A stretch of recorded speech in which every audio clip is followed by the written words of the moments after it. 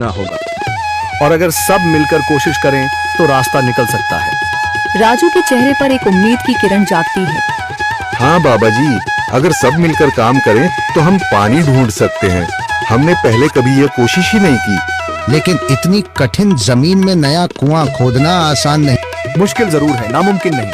अगर हम मिलकर काम करें तो ये हो सकता है। राजू खड़ा हो जाता है, उसकी आंखों में एक नई रोशनी है। तो फिर हम कल से काम शुरू करेंगे। मैं गांव के सभी युवाओं को इकट्ठा करूंगा। हम मिलकर नया कुआं खोदेंगे। यह कहते हुए वह शामू के साथ गांव के दूसरे युवाओं को बुलाने के लिए निकल पड़ता है। कहीं दूर से गरज की हल्की सी आवाज आती है, जैसे आकाश ने उनकी उम्मीदों की गवाही दे दी हो।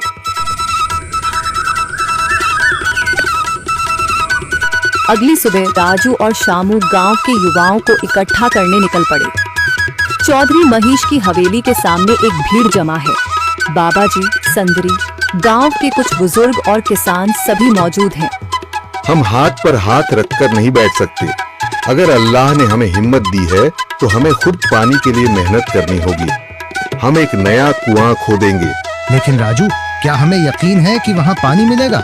बेटा, पानी जमीन के अंदर होता है, बस सही जगह खोदने की जरूरत है। हमने अपने बुजुर्गों से सुना था कि पुरानी नहर के पास जमीन नरम थी, शायद वहीं पानी हो। बाबा जी सही कह रहे हैं। अगर तुम सब यह काम करने के लिए तैयार हो तो मैं अपने कुछ मजदूर भेज सकता हूँ। धन्यवाद चौधरी जी, लेकिन हम सब खुद भी मेहनत करेंगे। यह हमारे गांव के अस्तित्व की लड़ाई है। संदरी, जो अब तक चुप थी, आगे बढ़ती है। हम औरतें भी पीछे नहीं रहेंगी। हम पानी लाने की व्यवस्था करेंगी, खाना बनाएंगी, ताकि तुम सब आराम से काम कर सको। यही हिम्मत चाहिए थी संदर। पूरा गांव एक नई उम्मीद के साथ कुआं खोदने की तैयारी में जुट जाता है। दूसरी ओर कुआं खोदने का काम शुरू हो चुका है। राजू, शामू और दूसरे युवा बेलचे चलाने लगते हैं। मिट्टी बाहर निकाली जाने लगती है। तेज गर्मी के बावजूद सब पूरी हिम्मत के साथ जुटे हुए हैं। दोपहर की तेज धूप जमीन आग की तरह तप रही है। गांव के लोग लगातार कुआं खोदने में जुटे हैं। हाथ छिलने लगे हैं, माथे से पसीना बह रहा है, मगर किसी ने हार नहीं मानी। महिलाएं पानी और सत्तू लेकर आती हैं ताकि पुरुषों को कुछ राहत मिले। हमें और गहराई तक जाना होगा। अब तक सिर्फ सूखी मिट्टी और पत्थर ही निकल रहे हैं। राजू, यह बहुत कठिन काम है। अगर हमें पानी न मिला। अल्लाह मेहनत करने वालों को कभी निराश नहीं करता बेटा। तुम सब अपनी कोशिश जारी रखो, पानी जरूर निकलेगा। हिम्मत मत हारो। अगर अब रुक गए तो फिर कभी पानी नहीं मिलेगा। सभी फिर से जोश में आकर काम में जुट जाते हैं, मगर सूरज की तपिश बढ़ती जा रही है और कई लोगों की सांसें तेज चलने लगती हैं। तभी एक तरफ से रामलाल और उसके आदमी हंसते हुए आते हैं। अरे भाई, तुम्हें लगता है कि जमीन तुम पर रहम करेगी? हाँ हाँ, ना समझ लोग, ये सब बेकार की मेहनत है। रामलाल, हमारा हौसला मत तोड़ो। अगर तुम मदद नहीं कर सकते तो कम से कम मजाक भी मत उड़ाओ। मदद?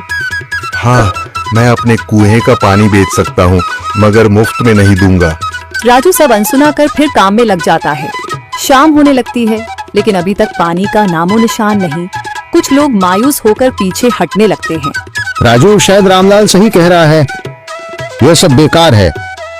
नहीं शामू, हमें हार नहीं माननी। अगर आज हार गए तो फिर कभी हिम्मत नहीं कर पाएंगे। तभी अचानक फावड़ा किसी कठोर चीज से टकराता है। एक अजीब सी आवाज आती है। राजू चौंक कर देखता है और जल्दी जल्दी मिट्टी हटाने लगता है। अचानक एक ठंडी लहर महसूस होती है। सभी लोग दौड़ कर आते हैं। जैसे जैसे मिट्टी हटती है, नीचे से गीली जमीन नजर आने लगती है। सब हैरान रह जाते हैं। सुभान अल्लाह, मैंने कहा था ना, अल्लाह हमारी मेहनत को जाया नहीं करेगा। राजू और बाकी सभी जोर लगाते हैं। कुछ ही पलों बाद अचानक मिट्टी के नीचे से पानी की एक छोटी सी धारा फूट पड़ती है। गांव वाले खुशी से चिल्ला उठते हैं। पानी, पानी निकल आया।